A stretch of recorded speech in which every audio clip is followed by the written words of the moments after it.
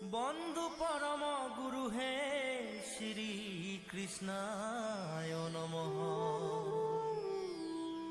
বন্ধু পরম গুরু হে শ্রীমন্ত শঙ্কর। বন্ধু পরম গুরু হে মহাভাগবত।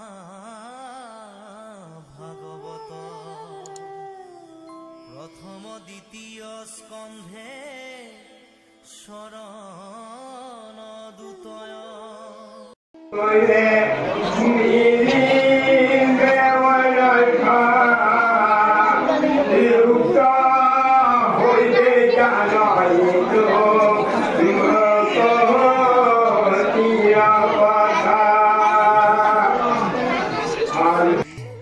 কৰঙা পাঁচখেলীয়া বৰনামঘৰত 7দিনীয়া কাৰ্যসূচীৰে অবিৰত ভাগৱত পাঠৰ আয়োজন।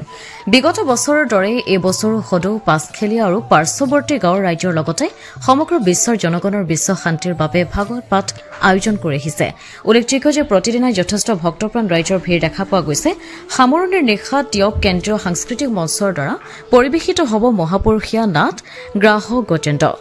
সদৌ পাঁচখেলীয়া আৰু পাৰ্শ্বৱৰ্তী গাঁৱৰ ৰাইজে সমূহ ভক্তপ্ৰাণ ৰাইজৰ উপস্থিতি এতিয়া একান্তই কামনা কৰিছে। ব্যুৰো ৰিপৰ্ট, পোহৰ লাইভ 8।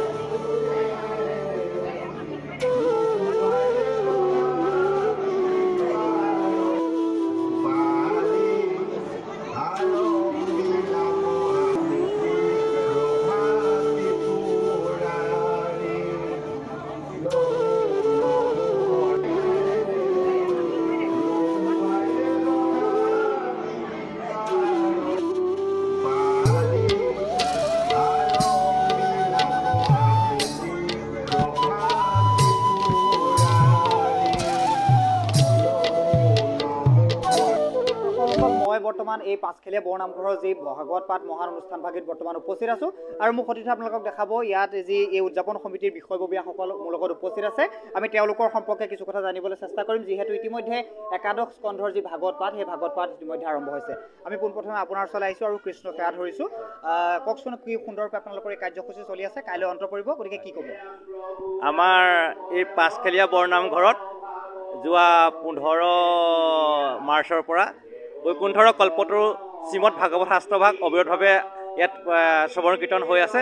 আমাৰ পাঁচখেলীয়া ৰাইজৰ এটা বৈশিষ্ট্য হৈছে কি, আমাৰ ইয়াত 5খন গাঁও আছে।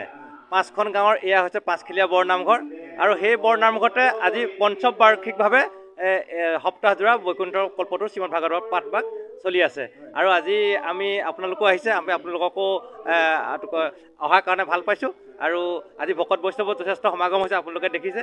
আমি ভাবিছোঁ কি এই বৈকুণ্ঠৰ কল্পতৰুৰ শ্ৰীমদ ভাগৱত শাস্ত্ৰভাগে আমি যি শ্ৰৱণ কীৰ্তন কৰিছোঁ এই বিশ্ব শান্তি আনিব, আমালৈ ভাতৃত্ববোধৰ এক সংকেত কঢ়িয়াই আনিব, আমাৰ যি সম্প্ৰীতি হ'ব ইয়াকে আমি কামনা কৰিছোঁ ভগৱন্তৰ পৰা।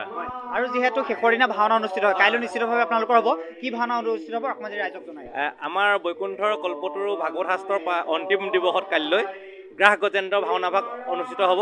আমি ইতিমধ্যে টিয়ক কেন্দ্ৰীয় সাংস্কৃতিক গোষ্ঠী যিটো দলে অসমৰ বিভিন্ন প্ৰান্তত তেখেতসকলক পুৰস্কাৰ বুটলিবলৈ সক্ষম হৈছে, সেই টিয়ক কেন্দ্ৰীয় সাংস্কৃতিক গোষ্ঠীটো আমাৰ ইয়ালৈ গ্ৰাহ গজেন্দ্ৰ নাটভাগ উপস্থাপন কৰিবলৈ ভাওনা কৰিবলৈ আহিব। প্ৰিয় দৰ্শকসকল, আমি ইয়াৰ লগে লগে আপোনালোকক এই ভাগৱত পাঠৰ কিছু পৰিৱেশ আমি দেখুৱাই ল'ব বিচাৰিছোঁ।